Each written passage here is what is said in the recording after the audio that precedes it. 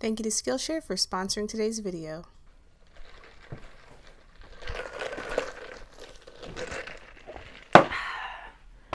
All right, so today we are going to talk about the struggles of getting a home mortgage when you are self-employed.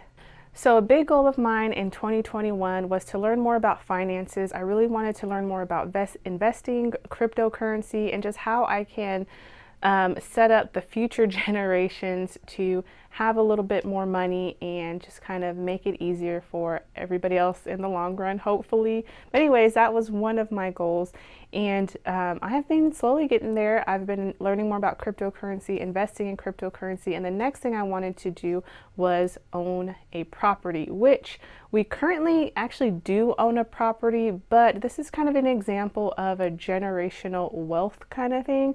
So my husband, his grandma left him a house or a condo. So his grandma left him and his brother a condo. They both own the condo, and that's what we live in. And his brother lives in his own house. But so we've been living in this condo for about like 7 or 8 years. And because she had already paid off a good chunk of this property, when we refinanced it into my husband's name, it was only like $30,000 left or something on the mortgage. So we knew that we weren't going to live there for a long time. So what we did is we financed it with the 30-year note so we could get the smallest payments possible so that we could kind of save money and then, you know, pay only $717 a month for this 3-bedroom condo, including taxes, mortgage, all of that. So that's what we've been paying for the past several years, and it has really helped us by letting us save money. So during that whole time, we're saving money. You know, we don't have any car notes or anything. We buy cars cash, nothing fancy at all. And also investing money. And now that we have enough money saved up and everything, we're going to move out and eventually remodel the home and then sell it, and then we're going to split it with his brother. So the home remodel cost is going to be split between the two of us, and then when we sell it, the profit's going to be split between the two of us, and that's going to be about $40,000. And that is an example of why owning property is so important for the future generations. So we wanted to do the same, and I figured this year was a really great year for us to do that. Our finances were looking good. I've been self-employed for a while, so I could go ahead and start applying for a mortgage and all that. So we are days away from closing our house, and I am not going to say we are 100% getting the house until the keys are in my hand, just because this process has been crazy. But I felt like I was qualified enough to walk you through the process, and I did not find any videos within detailed like self-employed experiences. So hopefully this helps you guys out. So let's get started. First hurdle of getting a mortgage is you have to be self-employed for 2 years. Now what this means is if you are getting a mortgage, like you're self-employed now, you need to at least have 2 years of tax returns that show that you're self-employed before you can get approved for a mortgage. So think about, before you quit your job, think about when you're ready to get a mortgage, right? So let's say you've been working your W-2 job, you're getting paid from your employer. Let's say you've been working there for 5 years and you recently started your, candle business the past year, and you're still working your other job, and you're like, wow, the candle business is really taking off. I'm going to quit my other job. If you quit your other job and then you're only working your candle business, for a year, then you're going to have to wait a whole nother year and file your self-employment taxes for 2 years before you can apply for a mortgage. So before you quit your job, think about when you're ready to go searching for a home. Do you need to keep your job just for a little bit longer so that you can get approved and into a house before you quit your job? Because that's really going to hold you up if you quit your job before your 2-year self-employment mark on your tax returns. So another thing is your tax returns need to show a decent net profit. Now, this is another problem for self-employed people. So I'm a sole prop LLC, so sole proprietor LLC. That's what I filed my taxes as. And typically at the end of the year, you want to take as many expenses as possible to lower your net income. So let's say you made 100K in revenue or whatever, and you took out all of your expenses, and on your tax return it says you net 20K.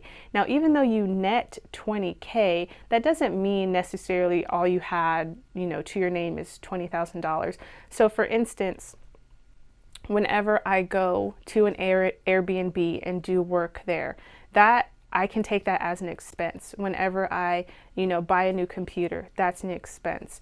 If I buy new camera equipment, that's an expense. Now, those things, even though they are expenses, they're not totally necessary to the business. So let's say if you had mortgage or buying new camera equipment, obviously you would pay your mortgage. But, the bank doesn't look through your expenses and they're like, oh, so you net 20K. Let's actually go through and look at each expense to see what you actually bought. And let's see if you actually make enough money to get this house. No. So not only do you need your 2 years tax returns, but you need to plan 2 years ahead, or you need to make sure you're netting enough money to get approved for a mortgage. So if you're making 100K, you're living comfortably, but if you're writing off a whole bunch of expenses, which typically we do, they're going to say you don't make enough money. So that was another problem for us. I think in 2019 I took a loss actually, but in 2020 I hadn't filed my taxes yet.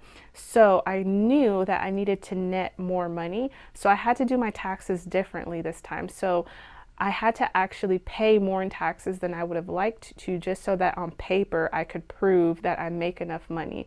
So for instance, the computers I bought, the Airbnb things that I went to film like my Halloween videos, buying the fridge for the office, buying the microwave for the office, those things I didn't expense off because I needed to net more money. So all of the things that weren't necessary to keep the business running, I didn't take expenses on just so I could net more. And for an example, I think I net on my tax return like somewhere around $60,000. And originally I was wanting to net around a lot less than that. So now I'm having to pay a lot more in taxes. And for my husband, he's a 1099 worker, so he doesn't have a whole bunch of expenses. The jobs that he does, they do all the expenses, so he doesn't have a ton. It's just me that really takes a lot of the expenses off. So plan ahead. If you're taking a whole bunch of expenses, they're not gonna approve you. So if you're applying for a mortgage, don't file your taxes if it's right around tax season. So I think a good time maybe would be at the beginning of the year. So if it's right around tax season, you can actually kind of browse around different homes and calculate how much you need to net on your tax return and then do your taxes so that, it'll hopefully match with what the bank says is enough money. Now, another hurdle that I did not expect when applying for a mortgage is that a lot of lenders, they are just not willing to work with self-employed people because, again, like a W-2 person can come in and all you have to give them is your W-2 and they go off of the gross income. So you give them the W-2 and that's what your lender needs. And then of course you'll have to do other things, the normal bank statement stuff. But with a self-employed person, you're going to need a lot more stuff. So your tax returns, they need all of your bank statements, your business bank, your personal bank, and also profit and loss statements so that it matches. So you have to keep up with your business expenses, have all of those input so that when they ask for a profit and loss statement, that you can calculate the profit and loss for whichever months they need and then give them that so that it matches with the tax returns. So that is another hurdle. A lot of loan officers are just not willing to put in the work to make your profile look really good. So I learned that the hard way. When we were shopping around for mortgages, the first company I went with was Navy Federal because I'm already a customer with them. So we got pre-approved really easily. I filled out the application and we got pre-approved, and this was the first ever application I filled out. So I had no idea what exactly they were looking for. And I was actually going off of our gross income instead of our net income because I had no idea at the time. So all on the application just says income. And for a W-2 employee, you would put your gross income. So I was like, oh, okay, I'm gonna put my gross income. But I didn't know that they went off net income. So I put our gross income, we did everything, and the loan officer, he just really wasn't in contact with us, never really called us back. Conversations were very short, and at one point I even had to talk to the supervisors of the mortgage company because I couldn't contact my loan officer for like 5 days. So during this whole situation with them, we were looking for houses, and we had one house we put a contract in, and we ended up walking away from that after the inspection. So that's $500 we lost just doing an inspection. The second house, we ended up losing the bid. And so our third house, which is the house we're trying to buy now, we put in our contract with Navy Federal. They said, great, you're pre-approved, blah, blah, blah. This is what we need from you. And he was very, like I said, touch and go, never really talked to us that much. And he submitted our file to underwriting, and within days they said, oh, you're denied. You're denied. I was like, oh my gosh, we've been working with a real estate agent. You know, they don't get paid until you get the house, and we've been putting money into all these different inspections, so that's money out of our pocket. And I've already filed my taxes at that point, so I owe 11 grand in taxes, and I did my income the way I needed to do to get approved, and come to find out we were denied. So this whole time I was kind of skeptical this whole time with Navy Federal, because it was such an easy process compared to some of the other lenders where they would just be like, oh, like you could tell it was a situation. So I always kept other lenders on the side, and this is something you should do too. Not even if you're self-employed, even if you're a W-2 employee, always keep other lenders and mortgage brokers on contact through the whole process. So you can shop around different lenders. You don't have to just pick one. You don't have to pick whoever you were pre-approved for. And when you put in that contract, you are able to do whatever lender you want to do, whoever is going to approve you, whatever you choose. So I always had like multiple lenders on side and a mortgage broker.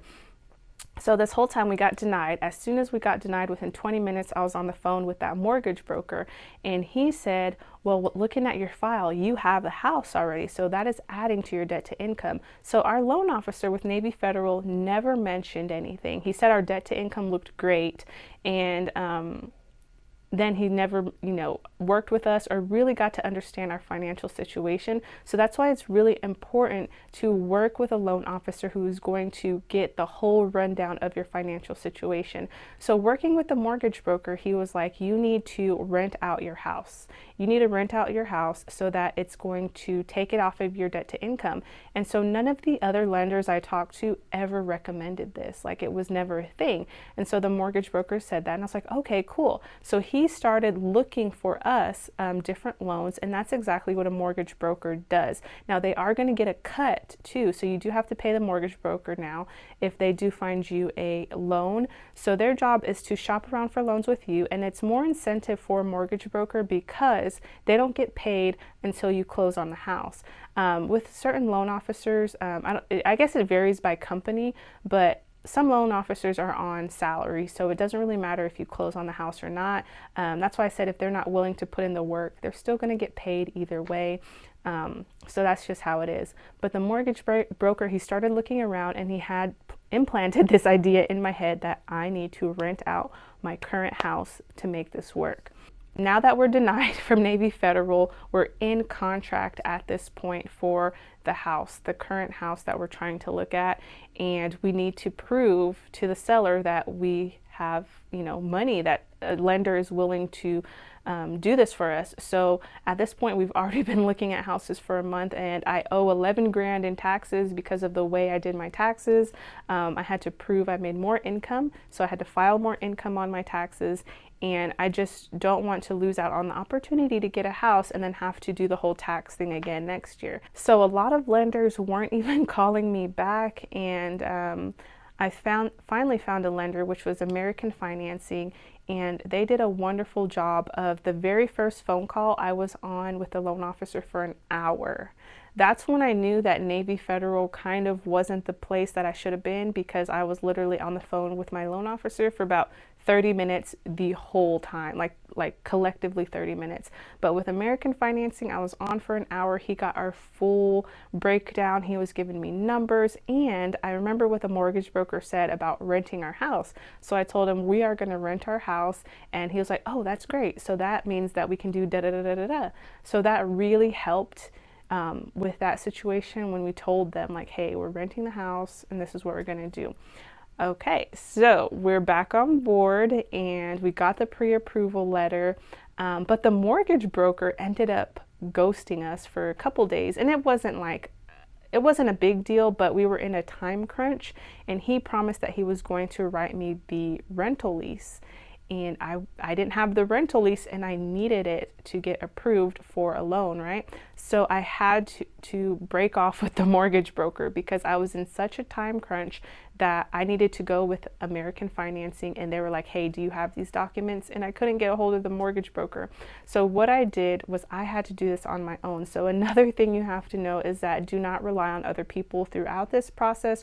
Really do your research. Don't rely on the loan officer. Don't rely on the mortgage broker to give you documents, because they're busy too and they might forget. So you have to really do your own research. So what I did was I printed my own lease. I looked and saw what I needed to do, what the laws were in the state of Texas, and within 2 days I had a tenant, and it's a person that we know, so it's not like if we were going to lose the house that we're going to be homeless. So this person was like, hey, we'll rent your house, and then when you're ready to remodel it, no problem, I'll move out, blah, blah, da, da, da.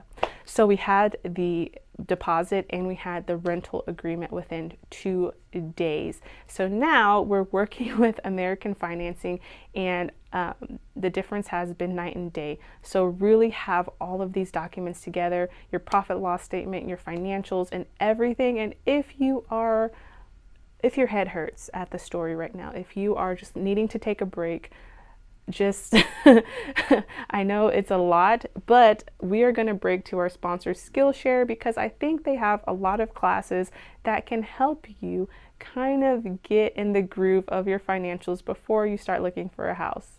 So Skillshare is an online learning community with thousands of inspiring classes for curious and creative people. So Skillshare isn't just limited to drawing and photography. They also have tons of other topics that you can explore as well, including how to manage finances as a business owner. So I typed finances into the search bar and tons of classes popped up, but you can actually click staff pick and check out this class by Jamie Smith called The Creative Business Plan for Artists. So if you are wanting to start a career from your hobby or your art, this is a really beneficial class to take. Having a plan of action when starting a business can be extremely helpful, so this class is going to help you set those goals. So Skillshare is curated specifically for learning, meaning there are no ads and they're always launching new premium classes, so you can stay focused and follow wherever your creativity takes you, and it is less than $10 a month with an annual subscription. So once again, Skillshare was gracious enough to allow the first 1,000 of my subscribers that click the link in the description to get a free trial of premium membership, so you can explore your creativity or take classes on finances, whatever your heart desires. But just go ahead and click the link in the description to check it out, and let's get back to the video. All right, so at this point, we're under contract. It's a time crunch. We have to prove to the lender that we have the funds, and by the skin of our teeth, we were able to get a pre-approval letter and send that over and say, hey, we got pre-approved. I know that Navy Federal denied us, but we do have another lender lined up so we can proceed with the contract. It was literally like the day of that we got this letter. So if I would have waited for the mortgage broker, we would not have made this time crunch happen, but we got it done. So now we're kind of going through this whole process, a lot of paperwork, you guys, a lot of proving your finances. Also, when you are self-employed, you never want to close bank accounts. You never want to take huge cash payments. So if you are at a craft show and someone does like a wholesale order of $5,000 cash. I don't know why they would do that. But if you put random cash into your account, that's a red flag. You have to have paper trails of everything that goes into your account. So for instance, I launched Candlebiz Academy this whole time. So I have to prove where that money came from. And a big one is your credit cards. Don't start buying furniture. Don't go finance furniture or finance a car during this whole loan process. You have to really freeze your finances as much as possible so that you still qualify to get the house. So do not buy any big purchases. Don't buy washer and dryers. Don't do any of that. All right, so we talked about the loan process. We talked about loan officers, oh my gosh, loans. And I could talk so much longer about all of this, but this video is probably going to be very long already.